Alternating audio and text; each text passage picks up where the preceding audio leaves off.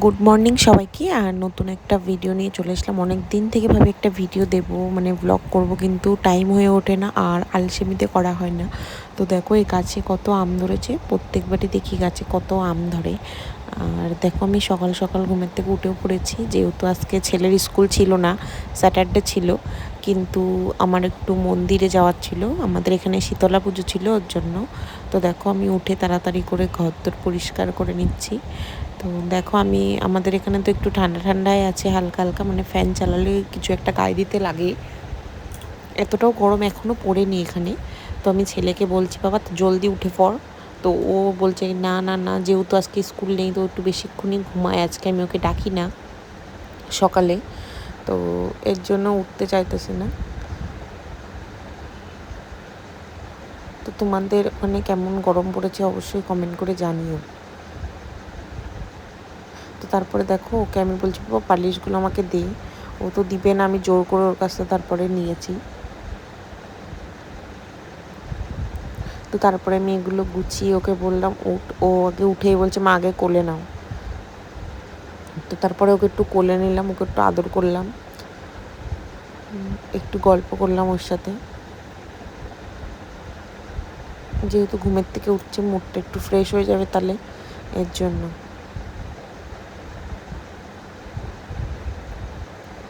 তো তারপর অনেক গল্প করছিলাম ওর সাথে, এটা না ওটা, মা আমি যাবো তোমার সাথে।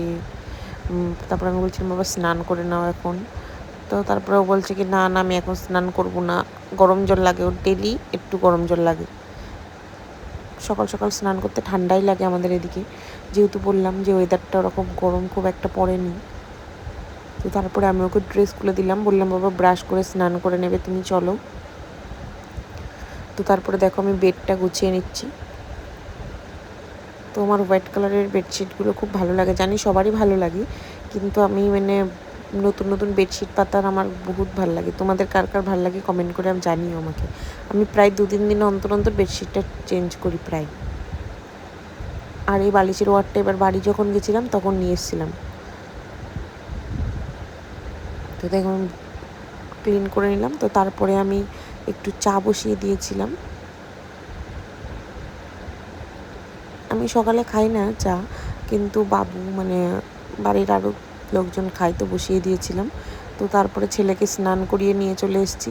তো ওকে ড্রেস পরিয়ে ওকে ক্রিম ট্রিম মাখিয়ে ওকে ফ্রেশ করে দিলাম। তো ও বলছিল মা আমাকে একটু ফটো তুলে দাও। আমি বলছি না না এখন ফটো তুলে না, আমি ভিডিও করছি, তাই ও দেখছে আমি কী করছি।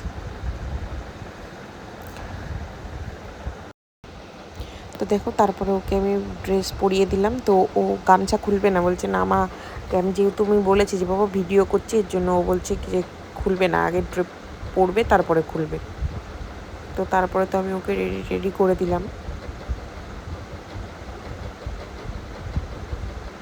আমাদের এদিকে না আজকেও বৃষ্টি হয়েছিল, তোমাদের ওদিকে হয়েছে কিনা কমেন্ট করে জানিও।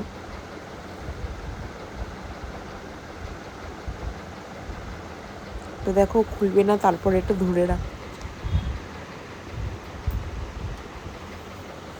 তো তারপরে তো আমি ওকে ক্রিম ট্রিম দিয়ে ওকে রেডি করে দিয়ে ওকে খেতে দিয়ে আমি স্নান করতে গেছিলাম। তো তখন বেশি বাজে না, 8:30-8টা বাজে।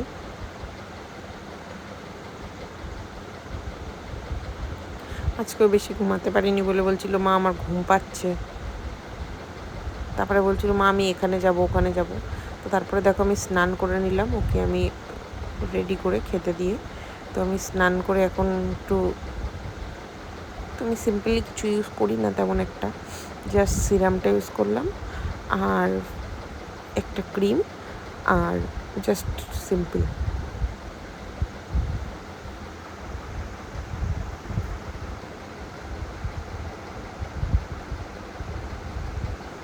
তো তারপরে আমি একটু নিজেকে একটু করে নিয়ে তো আমি চলে গেলাম পুজো দিতে।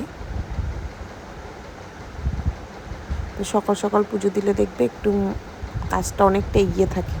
তো আমি সকাল সকাল যদি পুজো না দিই, আমার যদি দেরি হয়ে যায়, আমার এত আলসে লাগে পুজো দিতে, এর জন্য সকাল সকাল আগে চান করে পুজোটা আমি দিয়ে নেওয়ার চেষ্টা করি।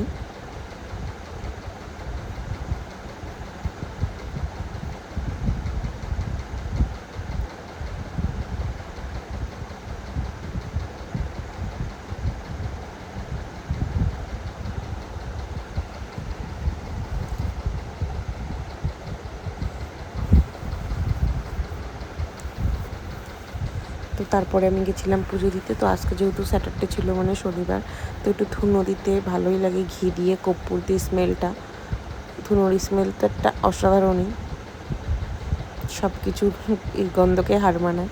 তো তারপরে দেখো আমার পুজো দেওয়া হয়ে গেছে এখানে সকাল সকাল।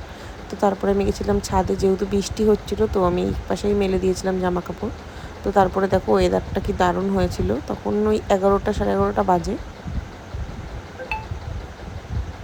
ভালো লাগলে লাইক কমেন্ট একটা শেয়ার করে দিও। থ্যাংক